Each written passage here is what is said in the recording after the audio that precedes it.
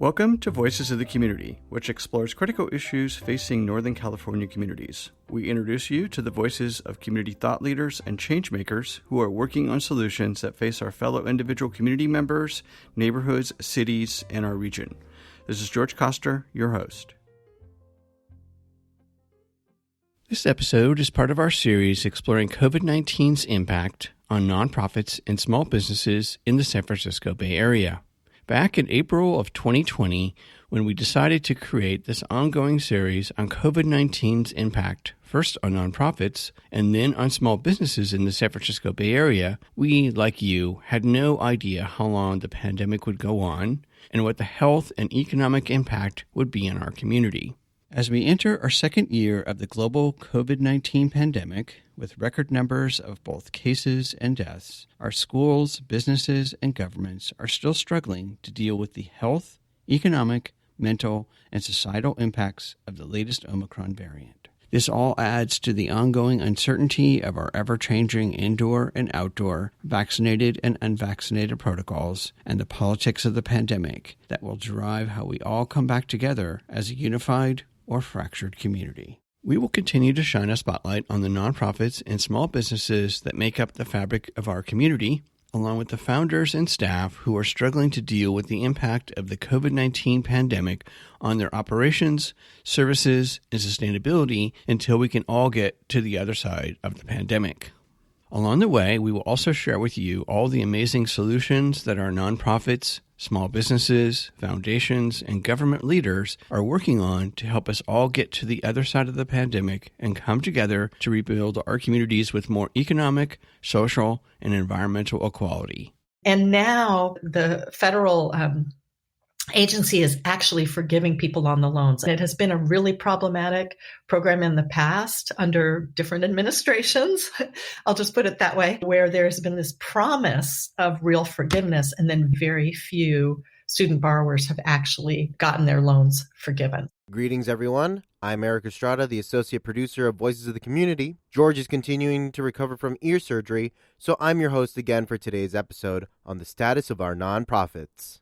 We know from our interview in January 2021 with Jacob Harold and Anna Koob of Candid that from their extensive study, they estimate that over 4,000 nonprofits in California could go out of business from the impact of the COVID-19 pandemic. This conversation led us to wonder what the status and health of nonprofits were in California, and in turn, our interview in May 2021 with Lucy Salcido-Carter and Christina Dragonetti with CalNonprofits to share with us their work to support nonprofits. Given all of the federal and state funding flowing through the State of California Legislature and governor's offices, we wanted to check back in with Lucy Salcido-Carter to update us on all of their public policy work to assure that our nonprofits secure funding and resources to enable them to both stabilize and recover stronger as we come out of the pandemic economy. With the state of California's budgeting process in full swing, we wanted to check back with Lucy Salcido-Carter at CalNonprofits. This episode is focused on the policy and legislative work of CalNonprofits and its impact on our nonprofits and their operations, as well as their governmental, philanthropic, and individual support. I'm joined remotely by the Public Policy Director, Lucy Salcido-Carter at CalNonprofits. Welcome to Voices of the Community, Lucy.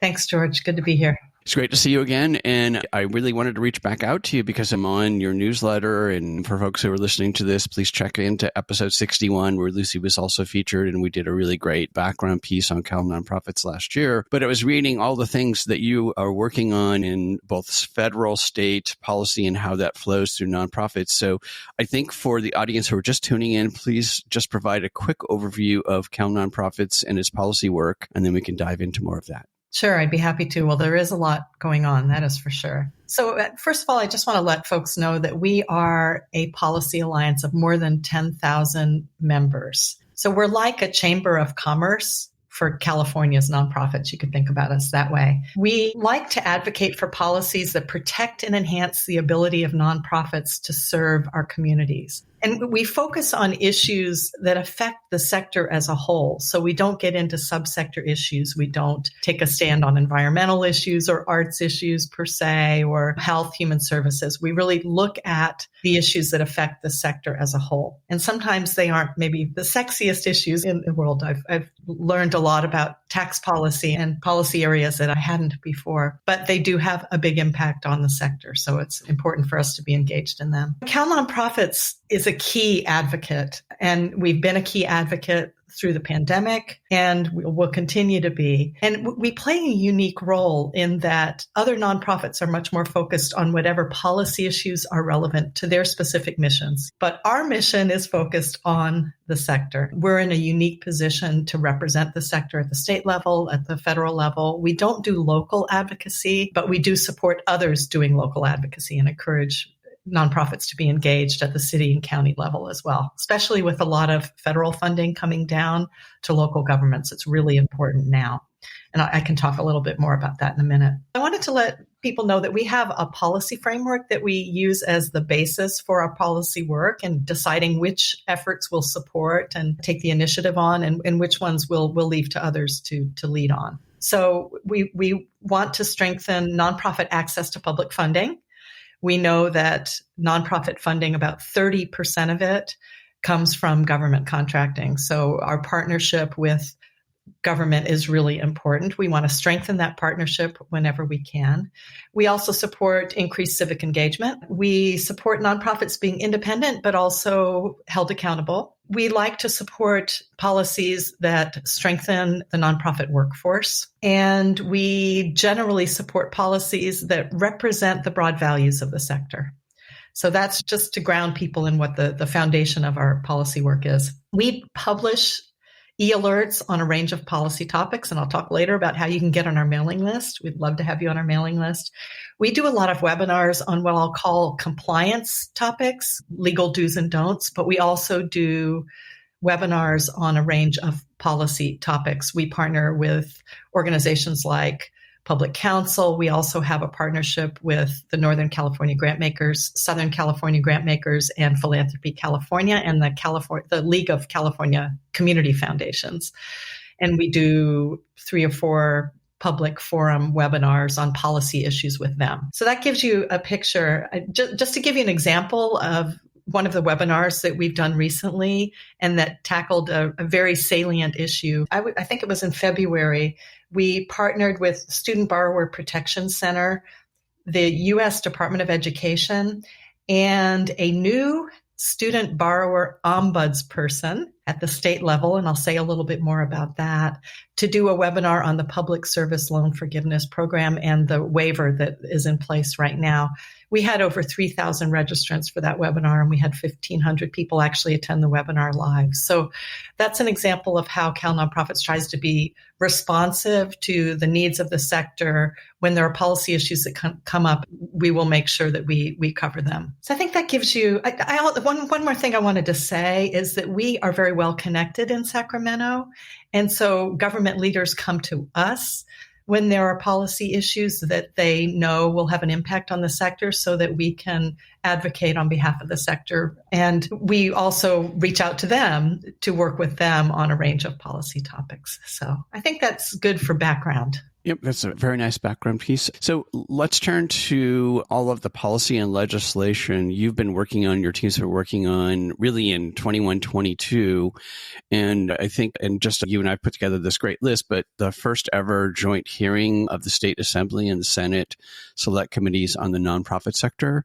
So perhaps start there and then go into federal and state, and then we can go into a little more granular. Okay. If it's okay, George, I wanted to take a step back and just talk a little bit about what some of the key issues were that came up at the beginning of the pandemic. That would be great. Okay, great. So throughout the pandemic, we have worked very hard to be responsive to the policy needs of the sector. And 2 issues came up right away. One was that the sector was going to need relief. like small businesses and other industries, nonprofits were going to need relief. The second one was that nonprofits were responding very flexibly to the need of communities and needed to have contract flexibility too in order to be able to respond to those needs. So those were two critical pieces that from the very beginning CalNonprofits was pushing for: relief for the sector and contract flexibility so that we could be as responsive as possible to our communities while they were dealing with the pandemic. We were very involved in making sure that nonprofits were included in the California Small Business COVID-19 Relief Grant Program, which began right at the tail end of 2020 and then continued through most of 2021. We worked really closely with our legislative allies to make sure that nonprofits were included in that program. The very beginning of the idea for the program, they were not. And that's been a really important piece of relief for the sector. And we had great legislative allies advocating with us to say nonprofits have to be included. Nonprofits are small businesses. They are struggling. We need to support them. We were one of the partners in helping the administrators of the program to make sure that nonprofits had good access to the program. It was really designed as something to help small businesses. It wasn't tailored to the needs of nonprofit grant applicants originally. And we weren't able to get all of the changes that we wanted to that program, but we were able to get many of the changes that we needed in order to make it easier for nonprofits to apply. So I wanted to make sure to mention that. And the other effort that I wanted to mention is that we developed a letter, and hundreds of nonprofits signed on to this letter. We also worked with the chairs of the select committees, and I'll talk more about the select committees in a minute, for legislators to sign a letter as well, asking the administration to provide contract flexibility for nonprofits. We were not successful in getting the kind of relief that we wanted on that particular policy issue, although I think we elevated the issue. We had many conversations with people in the governor's office about it, and they're now aware that this is an ongoing issue. We did then partner last year with Senator Glazer on a Senate bill, and that's Senate Bill 784, that would have legislated that contract flexibility. So we worked first with the administration and then secondly with the legislature to try to make it happen through the law. That bill is being held right now because we learned that the governor was going to veto it. And I bring up these efforts because they're ongoing and because we really need your listeners and other people who are part of the nonprofit sector to engage with us. We haven't given up on the contracting issues, and I'll talk a little bit more about those in a minute, but we can use more support on that. And then two more bills that I want to mention that we worked on last year. One is Senate Bill 543, which would bring a liaison to every state agency, a nonprofit liaison to every state agency that interacts significantly with the nonprofit sector. Small businesses have this already in place in state agencies, and we thought it was really important for that in-house expertise on the nonprofit sector to also be available. Working on that state COVID-19 relief grant program made us realize that a lot of state agencies have interacted with small businesses but don't really understand how to tailor programs to the nonprofit sector. We are small businesses, but we don't operate exactly like for-profit businesses. There are some significant differences. That bill is in the assembly right now. It's still alive, and we may use it for a vehicle to do some contracting legislation. Then just one more that I wanted to mention before we dig into 2022. We partnered with the Attorney General's office. They were the official sponsors of AB 488, which was Assembly member. I wanted to mention also that Senate Bill 543 was Senator Limon, who was one of our select committee chairs. I wanted to make sure to thank her for her authorship of that bill. And then Assembly Bill 488 was it was passed into law. So we were successful. And it's a bit of a David and Goliath story, because it further regulates online charitable giving. And a lot of the online platforms are run by very big tech companies, and they had a lot of concerns about what kind of regulations were going to come in and possibly restrict their activities.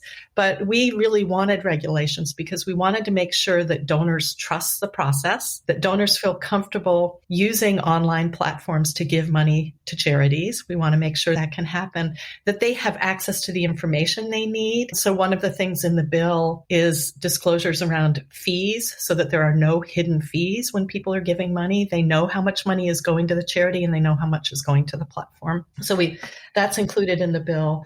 We also wanted to make sure that nonprofits' names were not going to be used for online solicitations without the nonprofit knowing about it. And we also wanted to make sure that charities get those donations promptly, that they're not held by the platforms indefinitely. So that's also in the bill, and there's some regulations that will fine-tune how the bill gets implemented. But that was a big coup and something that we were really happy to work very closely with the AG's office. And it was interesting just to be in these big stakeholder Zoom meetings with much more highly paid attorneys representing the tech companies. But we were successful and we're really proud of that. So I wanted to highlight that. That was really a great overview of all the work the whole team's done over literally almost the last 2 years. I want to circle back because I feel like one of the most interesting things coming out of the COVID-19's impact on nonprofits is they finally changed the model that they were considered to be businesses. So first time ever in history, a nonprofit was able to actually apply to the Small Business Administration for grant funds. So if you could, because that's ongoing, and I have a feeling, and we can talk more about it, that also ties into more money coming from the feds, hopefully to help support nonprofits. Yes, absolutely. And I'm really glad you're mentioning the Paycheck Protection Program because we did several webinars with the SBA and on this, and we had thousands of people participating in it. So I really appreciate you bringing that up. And yes, it's amazing that nonprofits were included in that.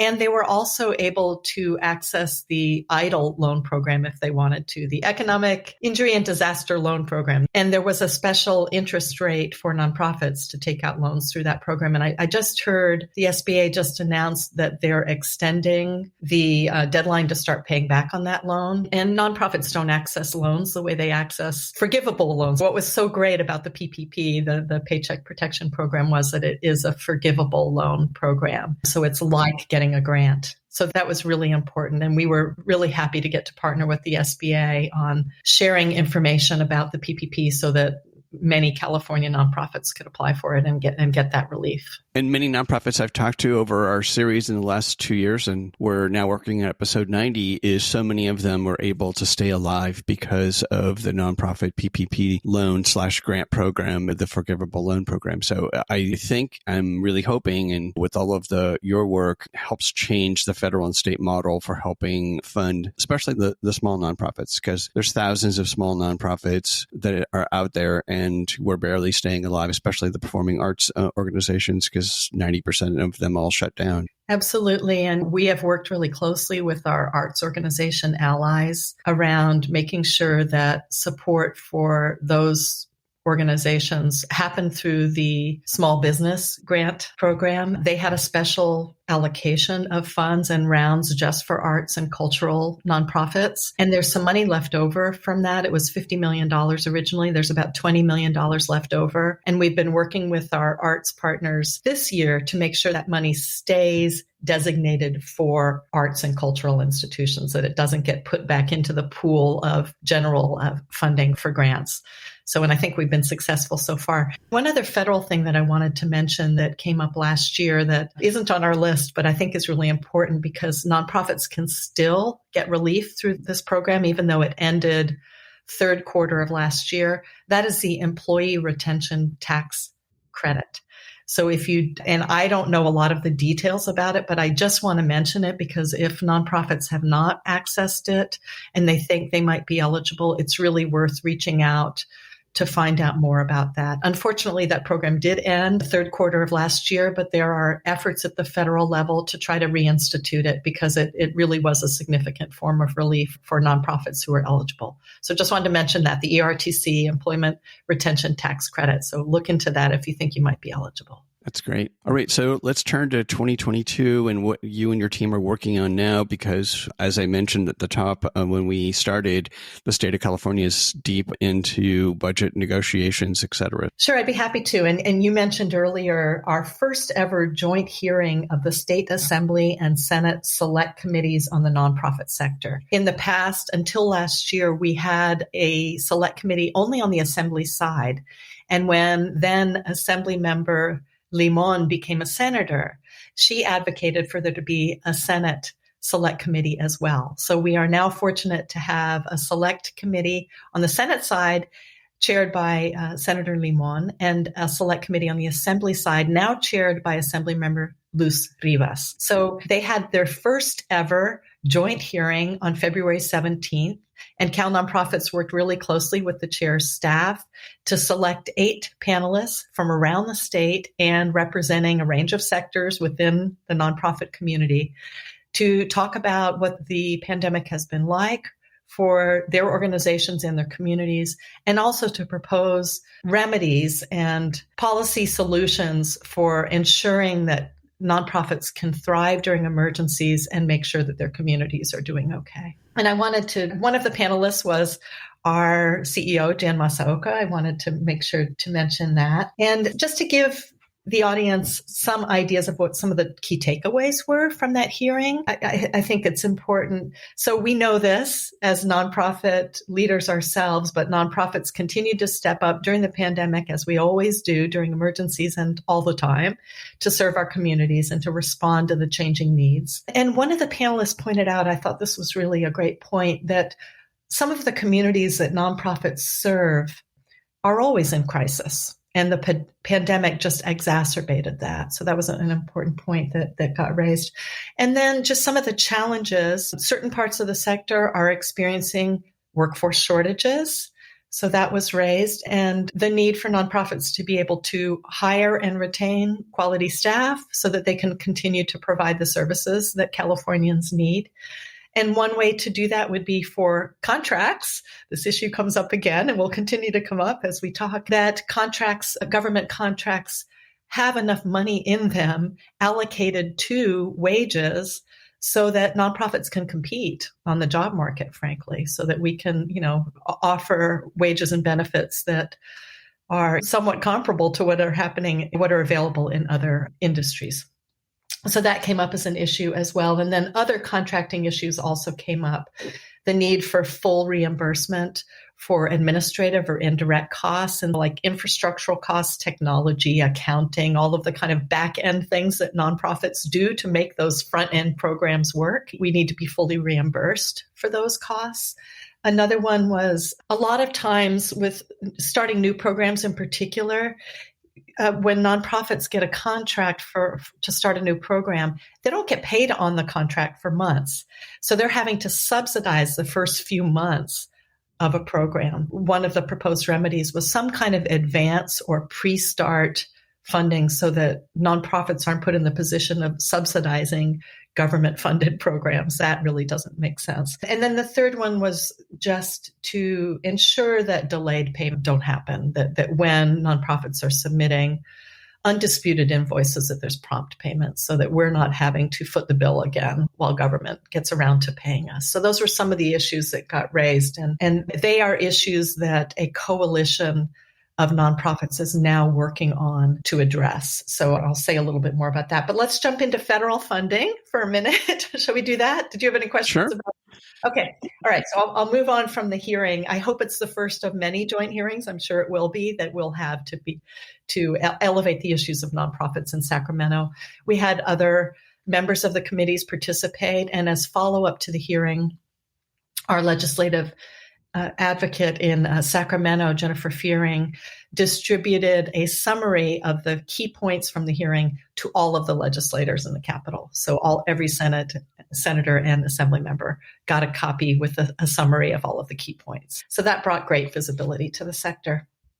Okay, so now let's move on to some of the federal funding happenings. We know that the American Rescue Plan Act distributed, I think it was about $42 billion in California, to including state funding as well as city and county funding, one of the things that we've been involved in is supporting a cohort of nonprofits to increase their local advocacy skills around budget and ARPA so that they can make sure that nonprofits are at the table when there are decisions being made about how ARPA funds, and by ARPA I mean American Rescue Plan Act, how those funds are being used and distributed. We want to make sure that nonprofits are at the table at the local level. It's not something CalNonprofits can do, but we can support nonprofits around the state doing that at both the city and county level. So we have a cohort of organizations that are working with coaches that have more budget advocacy experience to help that cohort of organizations build their advocacy skills and for them to take on some activities either at the city or county level to engage with elected officials around ARPA and where that money's going, asking questions about are nonprofits part of the process in determining where the money goes, are nonprofits receiving money, are our communities going to be served by this federal funding? So that's happening. We've had one convening, I think probably the first convening in California of people who are doing ARPA advocacy so that we could exchange ideas with each other. And we hope to have another one this spring. So that's one thing that we are doing. Just moving to the state budget, I don't feel like this is a good time to comment on what's going to happen on the state budget and how it's going to impact the sector. There are a few budget asks that we are supporting. Again, because we represent the whole sector, we don't dive into specific budget asks that address unique subsector issues like the environment or housing, or we support those efforts, but we don't engage in them directly. But we are supporting a couple. And one that I wanted to mention is a health equity and racial justice budget ask that was in the budget last year and then got removed. That one would address a whole range of public health issues in partnerships between local public health departments and nonprofits. So it would bring some significant funding to a wide range of nonprofits. So we support that. They're asking for at least $100 million a year for these partnerships on the ground to address public health issues. The other one that we support is, I mentioned that there is now ombudsperson for student loan borrowers in California. That ombuds position came about as a result of an Assembly Bill 376, authored by Mark Stone. And we supported that bill. We were part of a coalition that supported that bill, a coalition of people who are advocating on behalf of better policies to protect student borrowers. And we're engaged in the student borrower issue because so many nonprofit employees it's just part of our workforce, a reality of our workforce. So it's part of our work to support the sector overall, the workforce overall. And Lucy, could you share what the program consists of? If someone works in the public sector, can they reduce the amount of their student loan? The public service loan forgiveness does offer opportunities for people who are working in public service. So that means at a nonprofit or a teacher. So it can be either through government or through a nonprofit job. If you work for 10 years and there are other requirements, you can have your loan forgiven. So that's a public service loan forgiveness program, and that's a federal program. The Ombuds program that is now in place as a result of that Assembly Bill 376, that's a state program, and it's located in the Department of Financial Protection and Innovation, which is also a new department. They are available to serve student borrowers. So if you are concerned about how your loan is being serviced, you have a complaint about your servicer, you can reach out to the ombudsperson.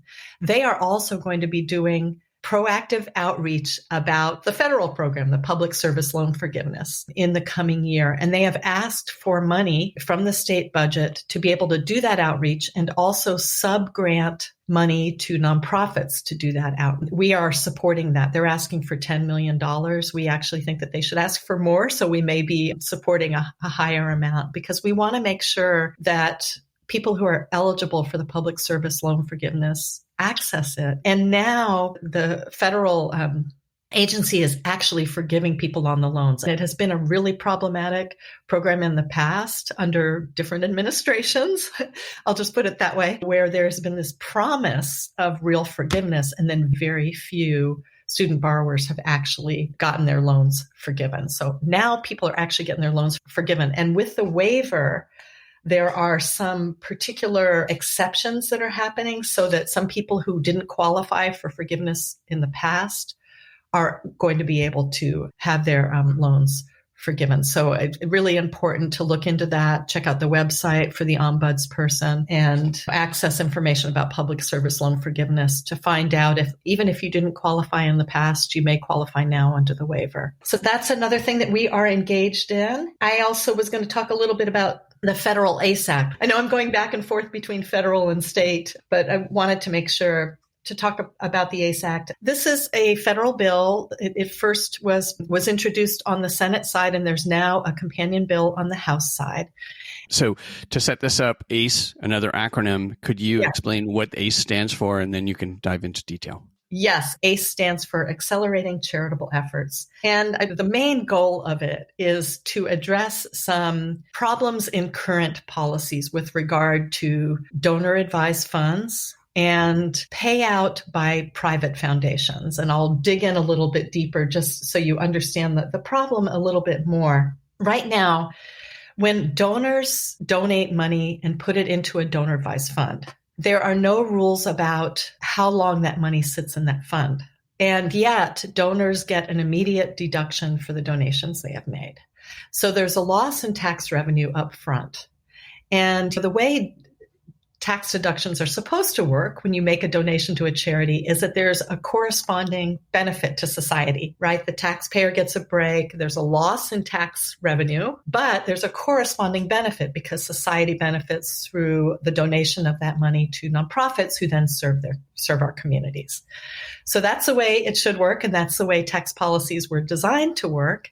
But unfortunately, with the increased use of donor-advised funds in the past decade, and it just continues to escalate, policies haven't caught up with what's actually happening in the donor-advised fund. There are no restrictions. This money can sit there indefinitely. So you've got, on the one hand, the immediate loss of revenue, and on the other hand, no necessary immediate gain by society by getting those donations. So the ACE Act works to remedy that by having restrictions on how long money can sit in donor-advised funds.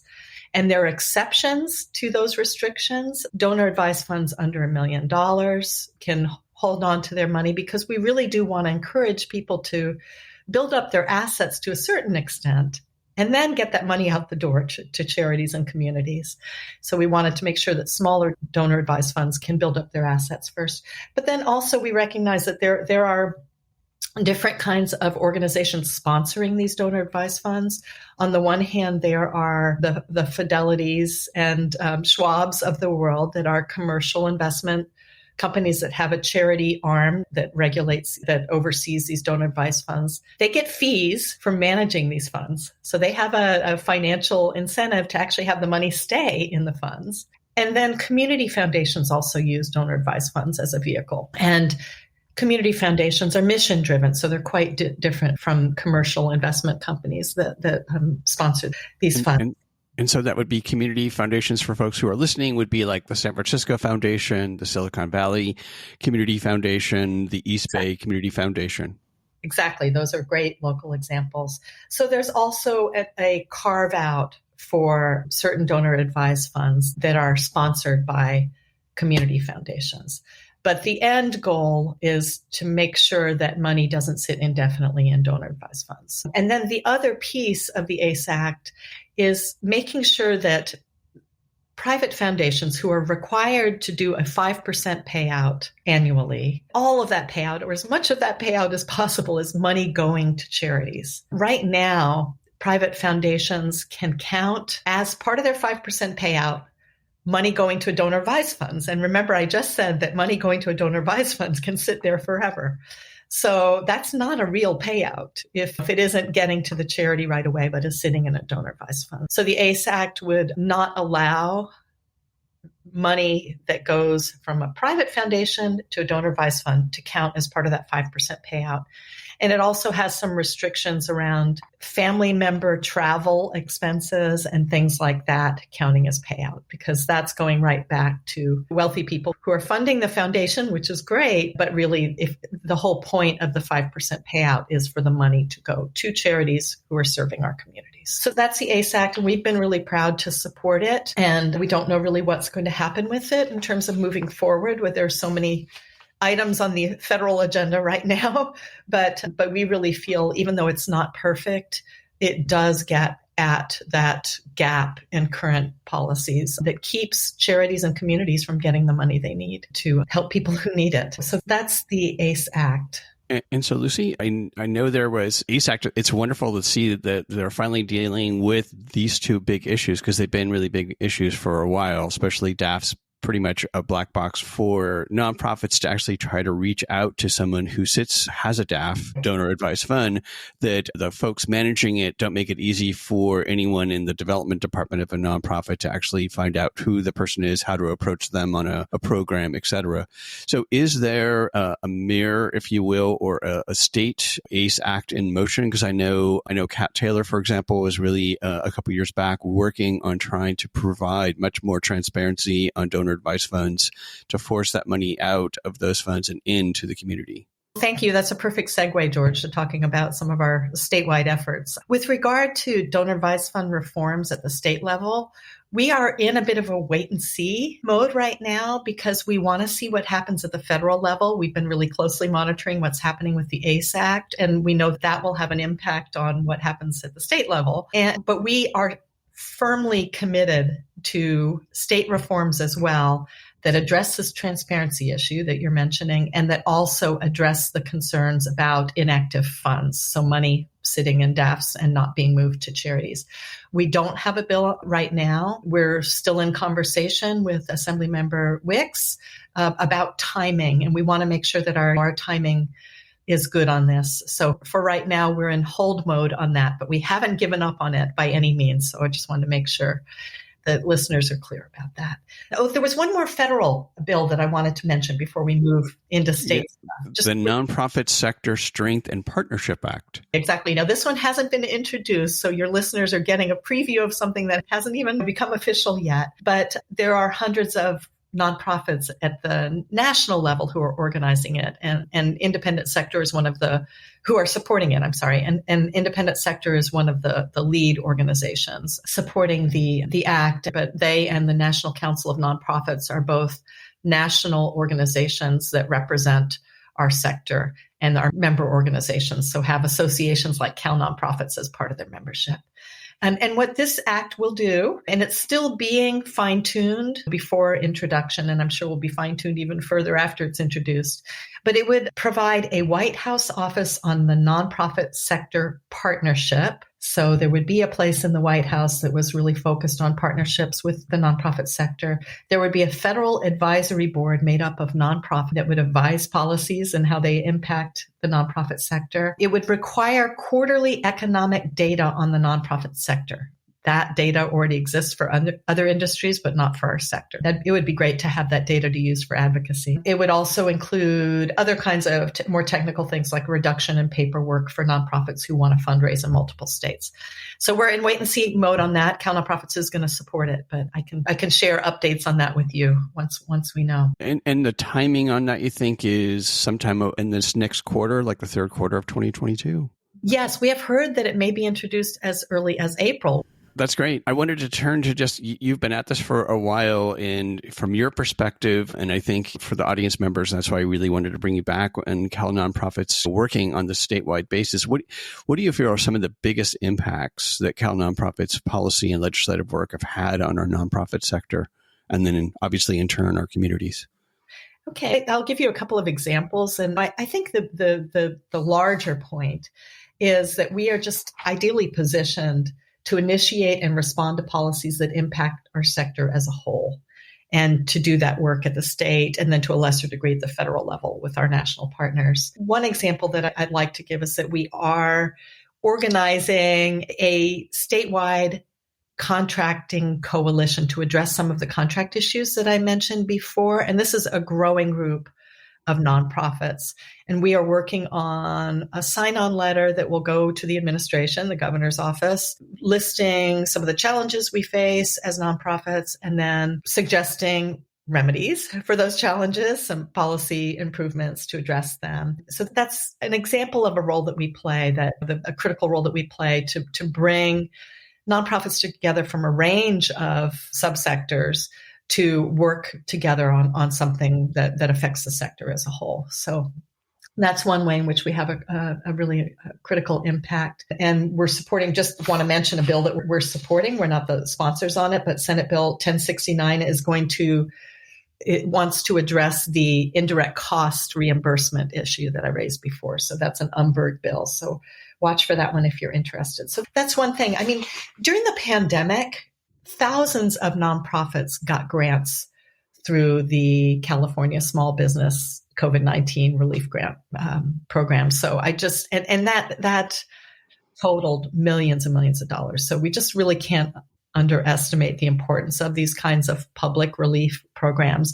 And CalNonprofits was right at the table from the beginning, making sure that nonprofits were included in that program. I think those are two examples that highlight the bigger role that we play in a range of issues of bringing the sector together and advocating on behalf of the sector and being responsive when there are opportunities, policy opportunities.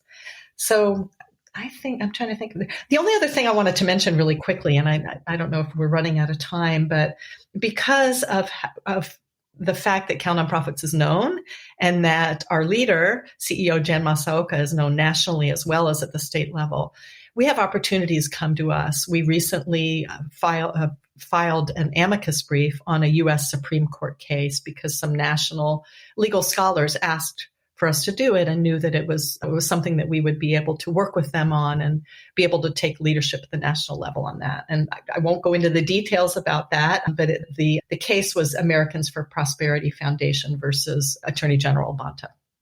So that's an example of being positioned in a way that allows us to take advantage of opportunities to advocate on behalf of this. And Lucy, let me turn to my next question, and that is for folks who are listening to the show, how can they support your work? Okay. We would love to have your support. You can learn about what is happening by getting on our mailing list. We'd love to have you join our mailing list, and you can do that by getting onto our website at calnonprofits.org. You can also attend one of the webinars that I mentioned before, either on a compliance topic or policy topics. That's a way to find out what is happening currently in the sector and what we're doing about it. You can become a member. We are a member organization, and we count on our members to do the advocacy with us. We need member voices. We're a small organization that represents a lot of other organizations. And we really rely on members and membership dues, frankly, to support the work that we do. So that's another piece. You can sign on to support our efforts when we ask you to do that. So through our e-alerts, we'll, if we have a letter that we need sign-on organizations to join, we will say, here's a great opportunity for you to weigh in, and it doesn't take much time. We need maybe the name of your organization and your logo, something like that. So it's a very easy way to be engaged in advocacy, even if you don't have a lot of time and capacity to do. And then you can also reach out to me if you have questions about the policy work that we're doing. And I'm at lucyc@calnonprofits.org. So really encourage your listeners to reach out if you have questions, or if you know about policy issues that you think we need to be on top of. And then just in terms of other ways that nonprofits can do advocacy themselves, joining coalitions like CalNonprofits, but also local coalitions like for human services organizations in San Francisco, you have your wonderful Human Services Network. So being part of those coalitions allows you to get information quickly without having to do all your own research, and you can be engaged that way in actions. And then I always like to encourage nonprofit leaders to set up meetings with your local legislator, with the staff of your local legislators. Give the district offices a call and talk to them about your organization and the challenges that your communities are facing.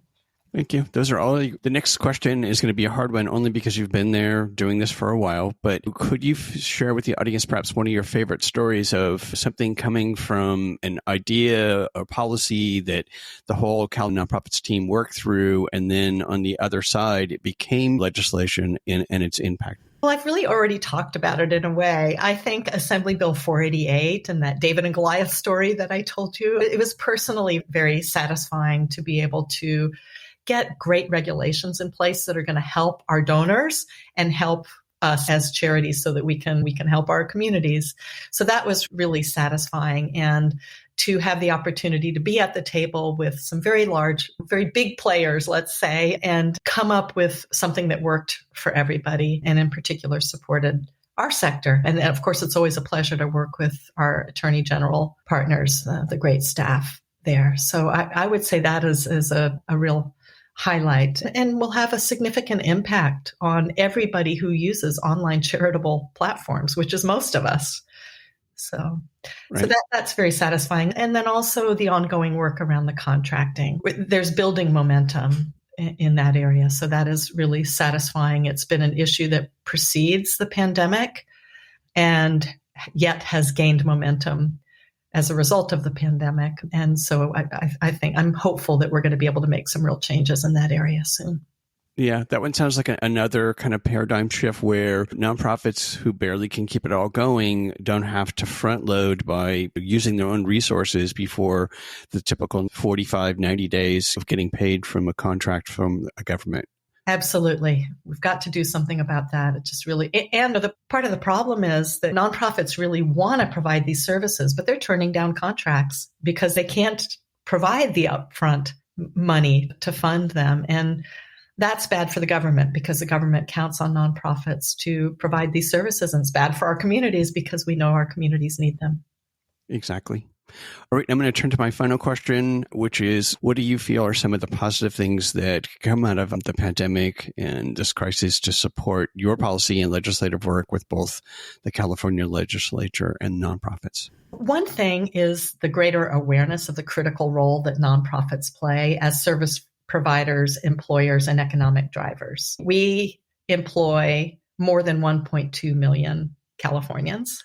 We're the fourth largest employer by sector in the state.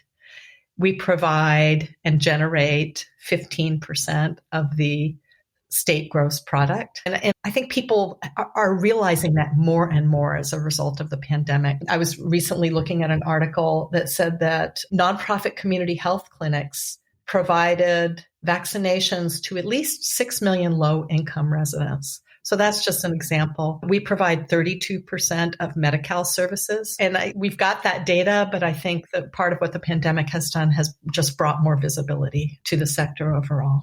And then another thing is that nonprofits want to be more engaged in advocacy as a result of the pandemic. I think because they're hearing about CARES Act funding, they're hearing about ARPA funding, and they want to find out whether that money is going to come to our communities. We want to know, are we going to get a piece of that? And we know that in order for that to happen, we're going to have to be at the table. So I think there's an increased interest in involvement in advocacy, even for organizations that provide direct services and haven't been very involved in advocacy in the past. And then the third one I wanted to mention, because we care so much about civic engagement and a strong democracy, is that because we have had to operate remotely, democratic processes have also had to operate remotely. And there's been an increased access as a result to people being able to participate in state public hearings if they can't travel to Sacramento. In the past, they weren't able to testify in a hearing, but now you can get on the phone or on Zoom and be part of a hearing. So I hope that aspect really continues because it allows many more people generally and nonprofit leaders in particular to be able to be part of state advocacy and influence what's happening at the state level. Great. All right. So anything else I haven't asked you that you wanted to cover that we haven't covered? The only thing I would encourage listeners to do is access our Causes Count publication that's on our website. It's got a lot of great data that you can use in your own advocacy. So I encourage you to look at that. I quoted some of the data today, but there's a lot more that's really useful for pointing out to your local electeds why nonprofits are important and all the amazing work we're doing. I think that's it, but I really appreciate the opportunity to get to talk to you, George. And thank you, Lucy, for sharing your wonderful work and insights into the policy and legislative efforts to support both our nonprofits and communities. We'll make sure that listeners have your contact information, website, and social media, along with links to all of your great resources so they can get engaged with Cal Nonprofits and to support your work. Please stay safe and healthy as we all work our way through this latest stage of COVID-19's pandemic and all of its variants. That's it for this episode of Voices of the Community. You've been listening to the voice of Lucy Salcido-Carter, the Public Policy Director at Cal Nonprofits. To become a member and make a donation to support the work of Cal Nonprofits, please go to calnonprofits.org. To get more insights into the most detailed study produced on COVID-19's impact on our nonprofit sector, both nationally and by state, please listen back to episode 34 and our interview with Jacob Harold and Anna Koob of Candid. And to get even more background about all the work Cal Nonprofits is doing to support our nonprofit organizations in our communities statewide, please listen back to episode 61 in our interview with Christina Dragonetti and Lucy Salcido-Carter. We hope that you enjoyed the insights, points of view, and personal stories from the voices of changemakers and their nonprofits and small businesses featured in this series. To find out more and get engaged with the nonprofits, small businesses, and staff members featured in the series, please go to my website, georgecoster.com, and click on Voices of the Community to find links to the extended versions of these interviews and to listen to the entire series. After listening to these stories, we hope that you will consider making a donation and volunteering to provide a hand up to your fellow community members. Today's episode was made possible by the audio wizard and our associate producer, Eric Estrada, and the graphics magic of Casey Nance from Citron Studios, along with the wonderful crew at the San Francisco Public Press and KSFP. Voices of the Community is supported by a grant from the James Irvine Foundation, dedicated to a California where all low-income workers have the power to advance economically. More at irvine.org. Voices of the Community is a member of Intersection for the Arts, which allows us to offer you a tax deduction for your contributions. Please go to georgecoster.com and click on the donate link to make a donation to help us provide future shows just like this one. While you're on our website, you can enjoy our archived past shows, which feature community voices working on solutions to critical issues facing Northern California communities. And you can sign up for our newsletter to find out more about future shows, as well as shows and events from the organizations that are included in our episodes. Take us along on your next COVID walk by subscribing to Voices of the Community on Apple Podcast, Spotify, and Google Podcast, or wherever you get your podcast. You can follow us on Twitter at George Coster, and we'd love to hear from you with feedback and show ideas, so send us an email to george@georgecoster.com. I'm George Coster in San Francisco, and thank you for listening.